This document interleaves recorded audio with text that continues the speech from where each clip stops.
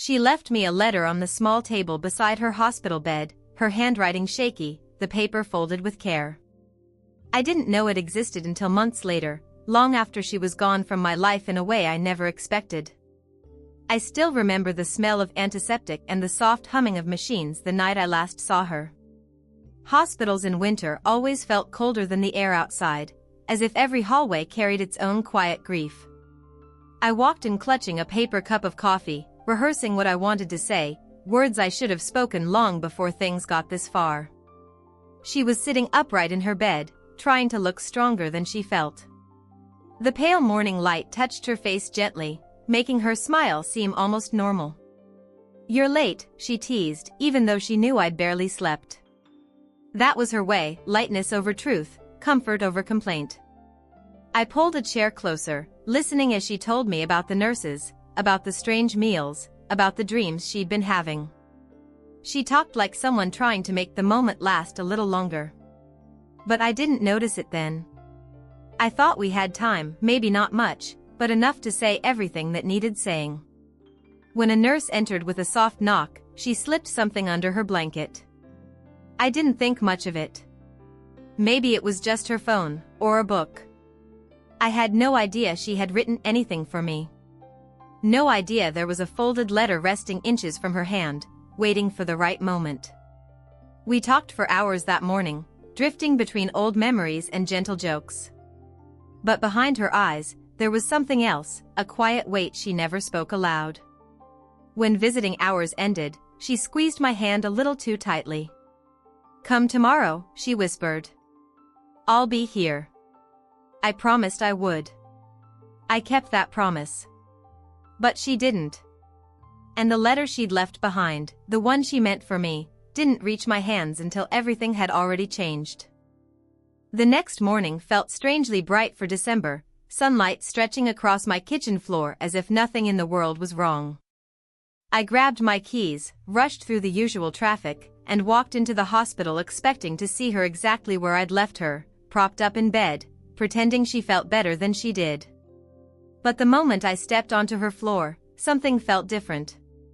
Nurses moved briskly, speaking softly to each other. The energy in the hallway wasn't the same gentle routine I'd gotten used to. It felt tense in a quiet way. Her room door was half closed, just enough for me to see the empty bed. My stomach tightened. I knocked anyway. A nurse turned, recognizing me instantly.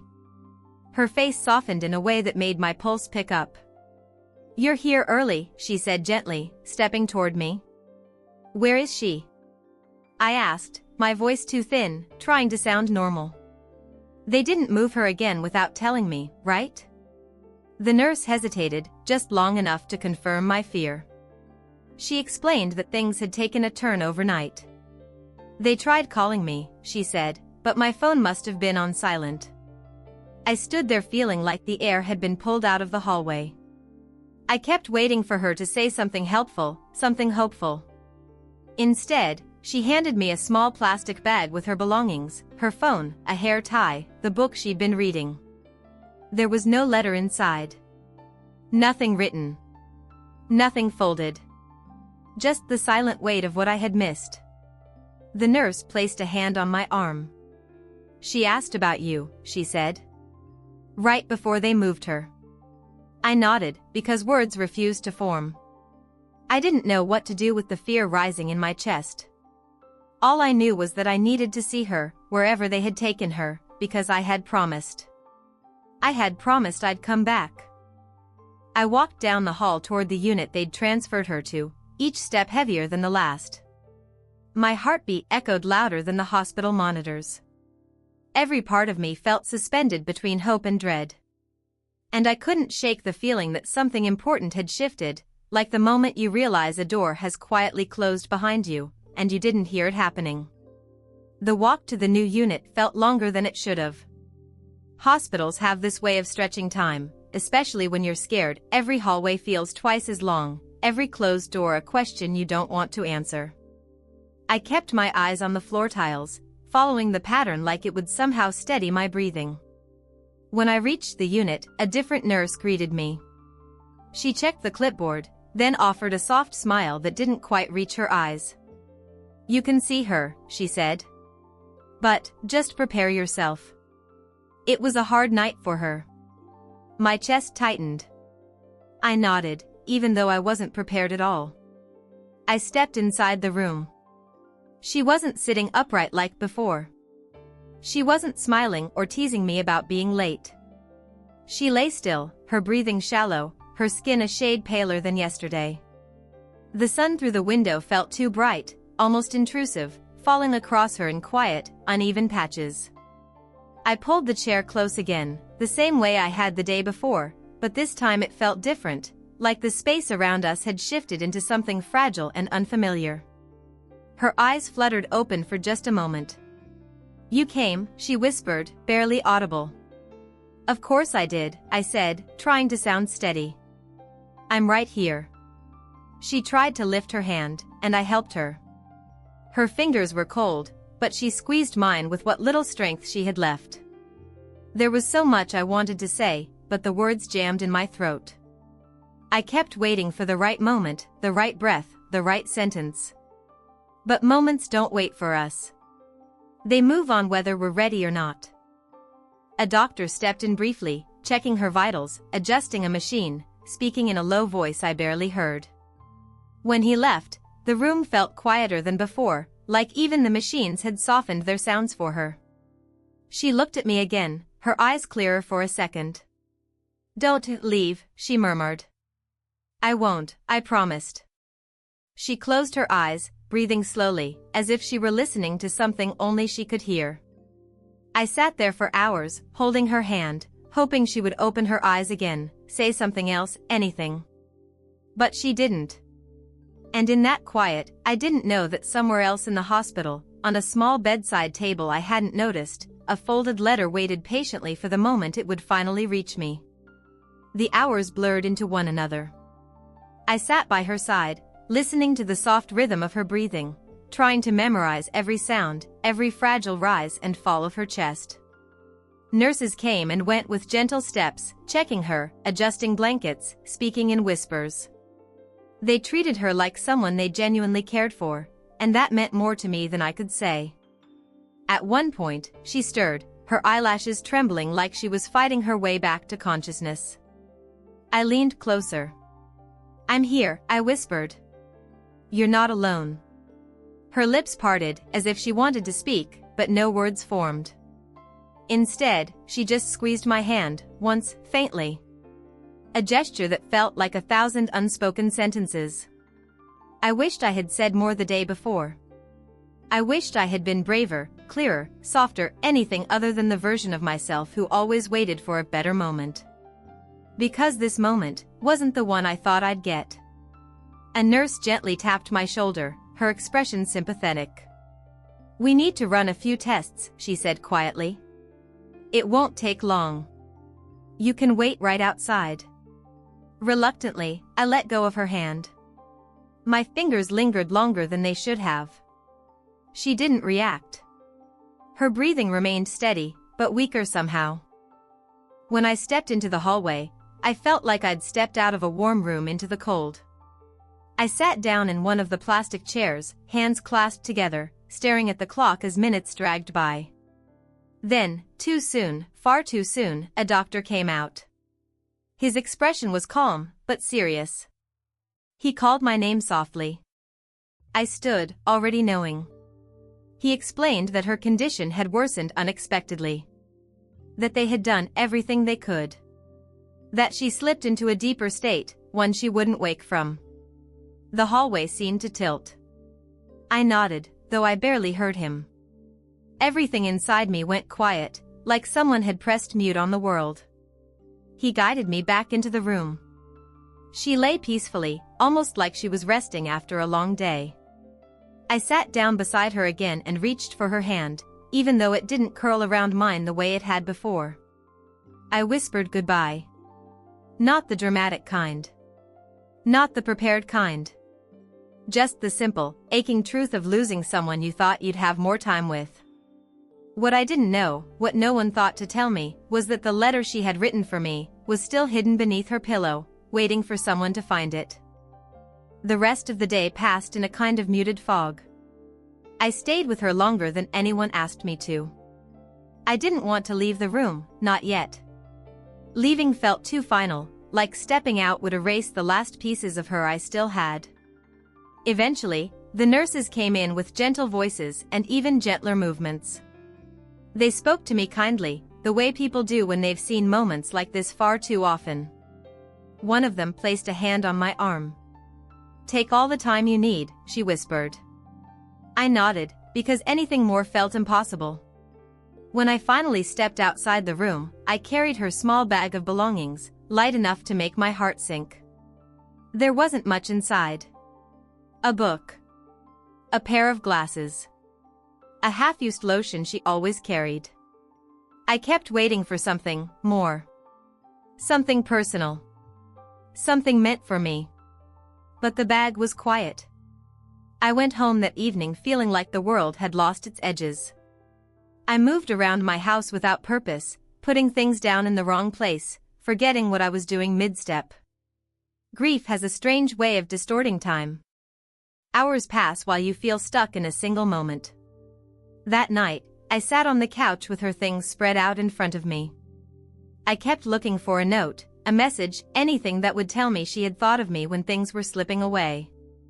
But there was nothing. Or so I believed. What I didn't know was that somewhere in the hospital, after I left, a nurse doing the final room clean had found something small tucked beneath her pillow, a folded piece of paper, softened at the edges like it had been handled with care. The nurse didn't know who it was for. She placed it with the rest of the room's collected items, assuming it would eventually find its way to the right hands. But hospitals are busy places. Papers get shuffled.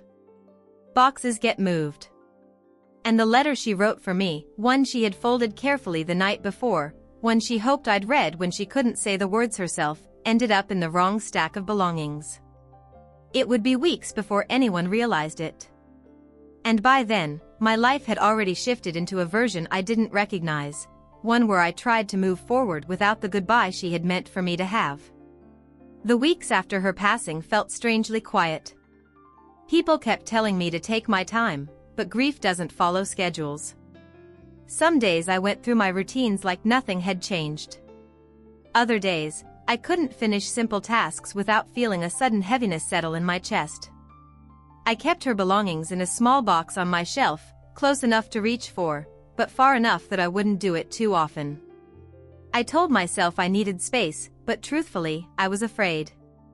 Afraid of what memories would flood back the moment I touched anything of hers.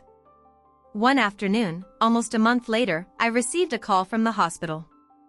The number flashed on my phone unexpectedly, and something in me tightened. I answered, trying to keep my voice steady. A woman introduced herself, someone from the hospital's patient services department. She sounded warm, but professional. "We're reviewing some items that were recently sorted," she said. "And we found something that might belong to you." My heartbeat picked up. "Belong to me?" I repeated. "Yes," she continued. "It was found in the room of someone you visited frequently." Her voice softened. "We believe it was meant for you, but it was misplaced during the transfer of belongings." I felt the air shift around me. What exactly is it?" I asked. There was a pause, just long enough to raise every question I'd buried. "A letter," she said gently. "Addressed to you by name." My breath caught. I stood up without realizing it, pacing across my living room. "A letter?" "Yes. We can hold it for you to pick up, or we can send it by mail, whichever you prefer." "It looks personal." Personal.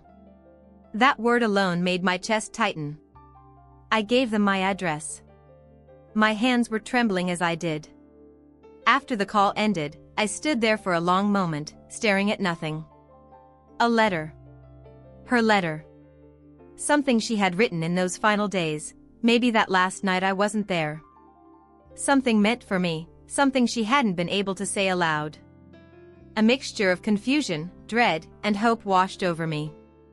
I wasn't ready, but at the same time, I needed it. Needed to hear her voice again through her words. Needed the closure that had felt missing since the moment I left her room for the last time. For the next few days, I checked the mail twice a day.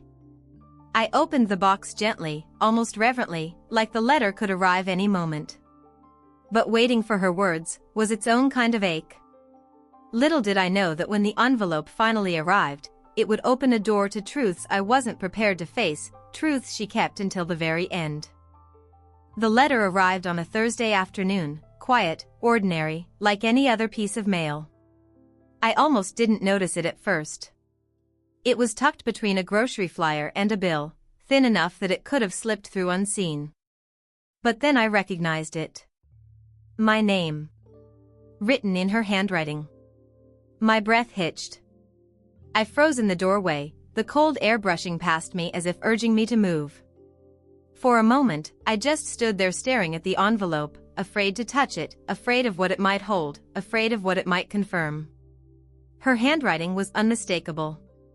Curved letters, soft strokes, a tiny upward tilt at the end of my name. She had always said that handwriting showed emotion, that you could feel someone's heart through ink.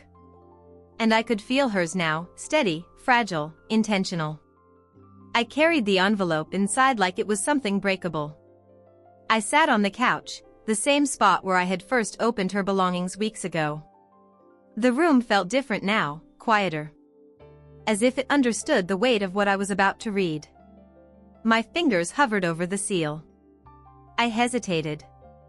Part of me wanted to open it immediately. Another part wanted to keep it closed forever, because once I read her words, that would be it. There would be nothing left unknown. No more maybe she meant, or maybe she wanted to say, her letter would be the final truth. After a long breath, I slid my thumb beneath the flap.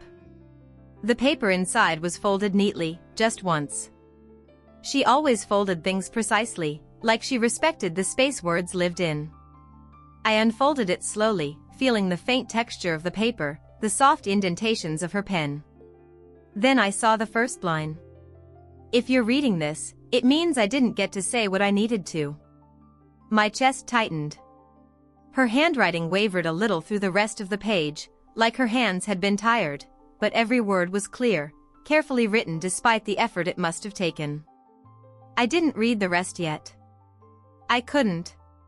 Not immediately. I held the letter against my chest, eyes closed, letting the presence of it settle inside me.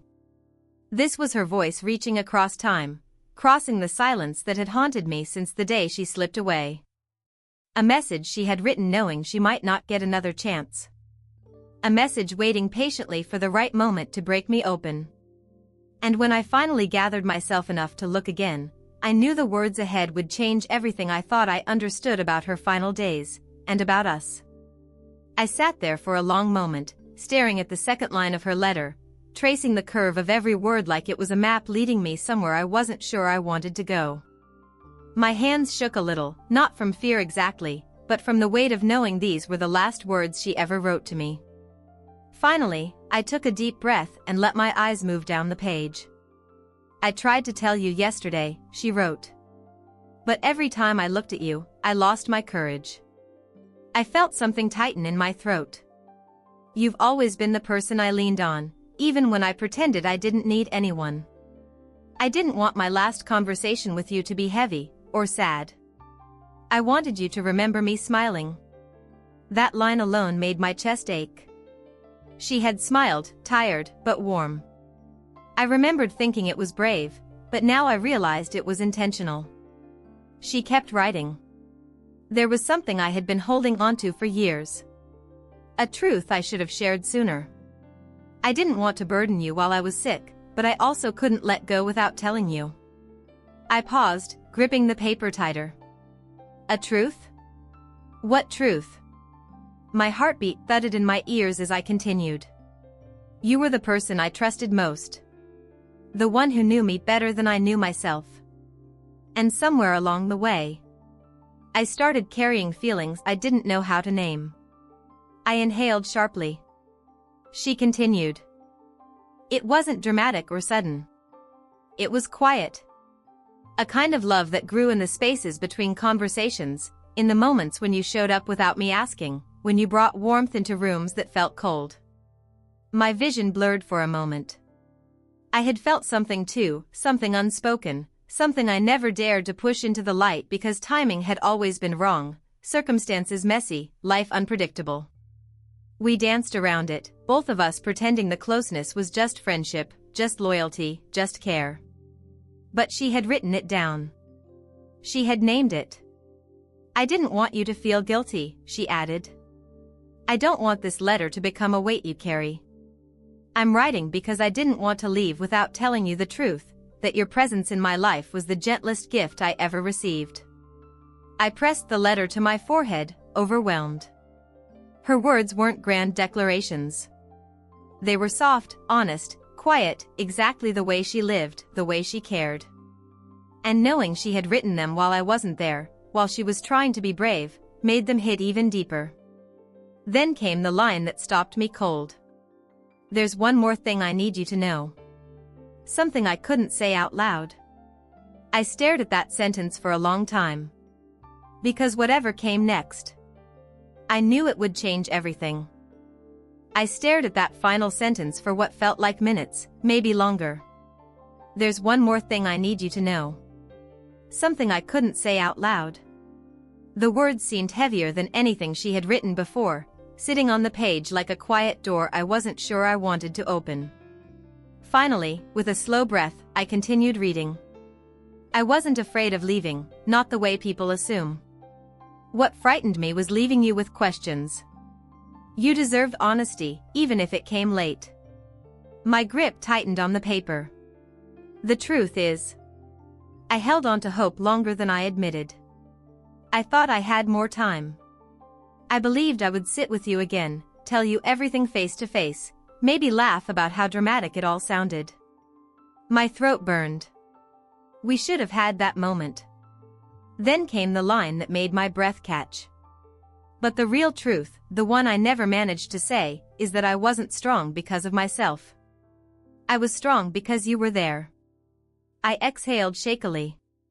She continued. Every day you visited, every message you sent, every quiet moment you spent sitting beside me, they were my anchor. You helped me feel like I was still part of the world, even when my body was slipping away from it. I felt the weight of those words settle deep. And I know you blame yourself for that last night. My heart lurched. She knew. Of course she knew. Please don't. I didn't want you to see me in that state. I wanted your last memory of me to be the way I smiled at you that morning. I blinked hard, wiping at my eyes. You were there when it mattered. You were there in all the ways that count. A quiet stillness filled the room as I kept reading. So if you're holding guilt, let it go. Let my memory be a gentle one, not a wound. My chest loosened, just a little. Then she wrote something that made me sit back, stunned. I left something else for you. Something I kept in my bedside drawer. If the nurses didn't find it, ask for the small blue envelope. It explains what comes next. My pulse quickened. Another envelope? Another message? Something she had prepared beyond this letter? I read her final line for maybe the 10th time. If you're reading this, it means I trusted you with the next step. And I hope you find what I left behind. I lowered the letter slowly, the room feeling suddenly unfamiliar. Because now I wasn't just holding her last words. I was holding a clue. A direction she wanted me to follow. A piece of her story that wasn't finished yet. And whatever was in that blue envelope, she believed it mattered. The moment I finished reading her letter, I felt a pull inside me, quiet but insistent. A second message. A blue envelope. Something she had tucked away intentionally, waiting for me to find. But it hadn't been with her belongings. It hadn't been mentioned in the hospital's call. No one had said a word about it. I stared at her letter again, running my thumb over the line where she wrote it. She had been so specific. My bedside drawer. Not her bag. Not her pillow. The drawer beside her hospital bed. Had the nurses missed it? Had someone moved it? Had it gotten lost like the first letter almost had? I didn't know. All I knew was that I needed to try. The next morning, I returned to the hospital. Walking through those doors again made my stomach twist.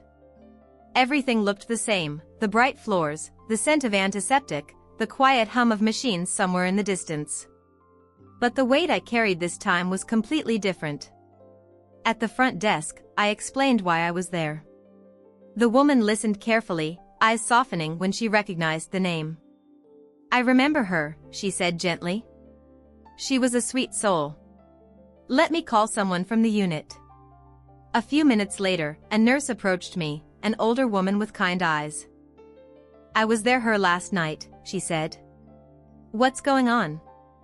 I took out the letter, carefully unfolded a corner, and showed her the line about the blue envelope.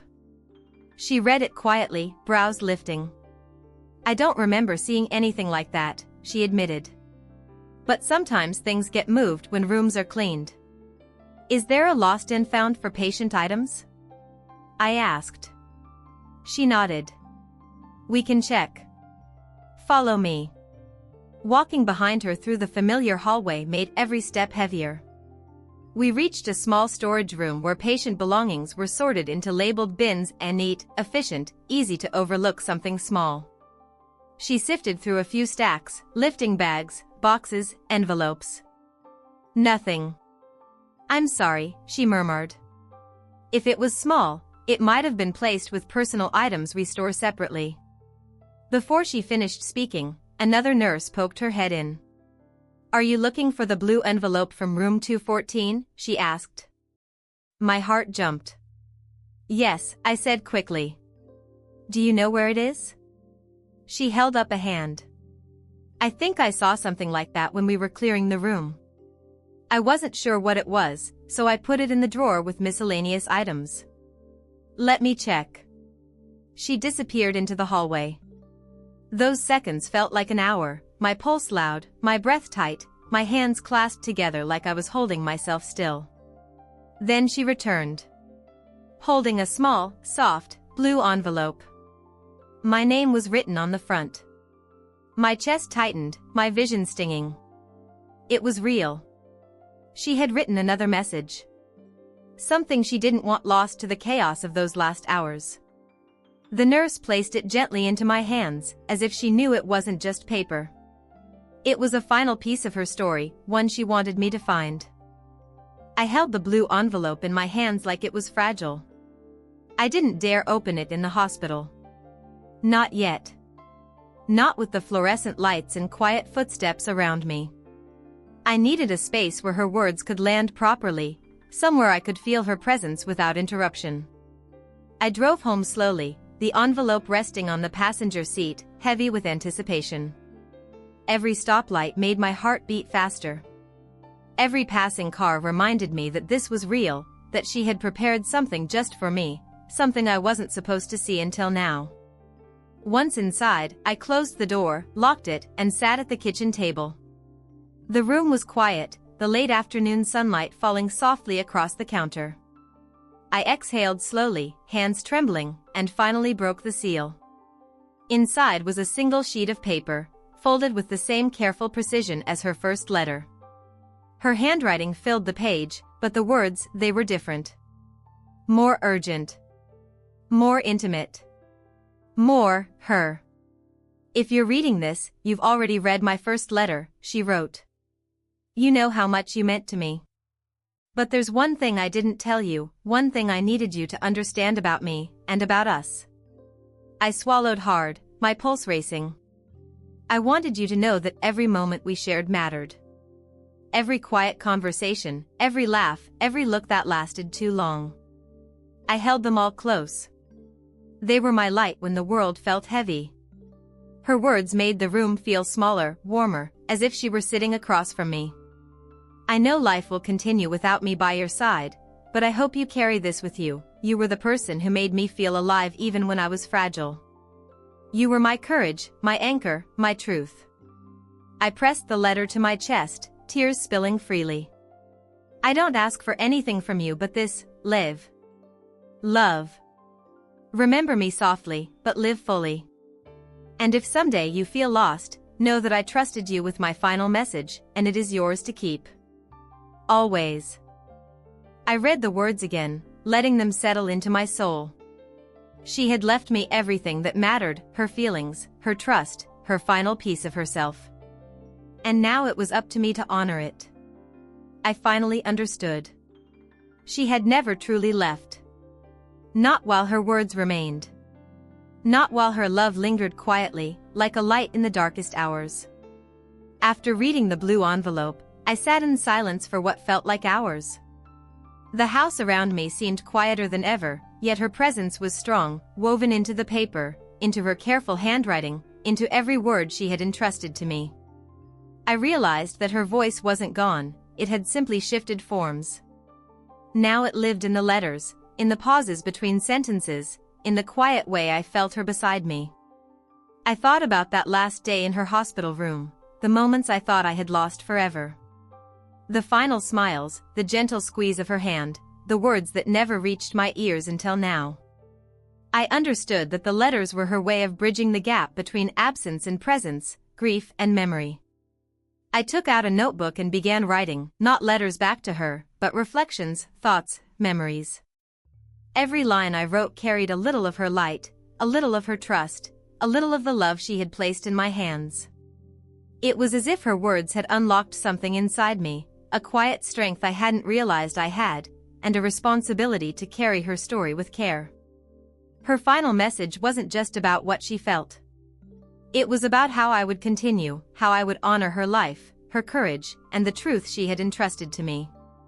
And in doing so, I felt a shift inside. The grief remained, yes, but alongside it grew a calm resolve. A feeling that I could keep her alive in memory, in spirit, and in the small acts of living fully. I placed the letters carefully back in a box, next to the blue envelope. They weren't just paper, they were her legacy. A reminder that even when someone leaves, their impact endures, quietly but powerfully. I understood now that her gift to me wasn't only the words themselves, but the permission to feel, to remember, and to live without regret. That night, I sat by the window, holding both letters in my hands. The city lights twinkled outside, and for the first time in weeks, I felt a sense of peace. She had left me with everything that mattered, and somehow, that was enough. It was finally enough. The next morning, I returned to the letters once more. I opened the blue envelope again, reading her words slowly, as if absorbing them might keep her closer. Each sentence felt like a hand reaching across time, guiding me gently, reminding me that even in absence, she had thought of me, cared for me, and trusted me with her truth. Her words weren't just memories, they were lessons. Lessons about love, courage, and the quiet power of being seen. I realized she had left me a blueprint for moving forward: honor the people you care about, cherish moments, speak your truths, and never let fear keep you from telling someone what matters. I held the letters close, feeling both the weight of her absence and the warmth of her presence.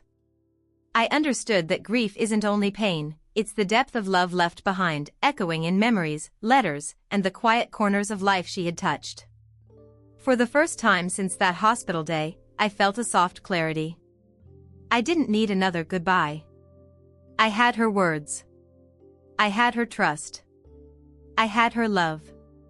And carrying those with me, I could keep moving forward, carefully, gently, fully alive, while keeping her alive in my heart.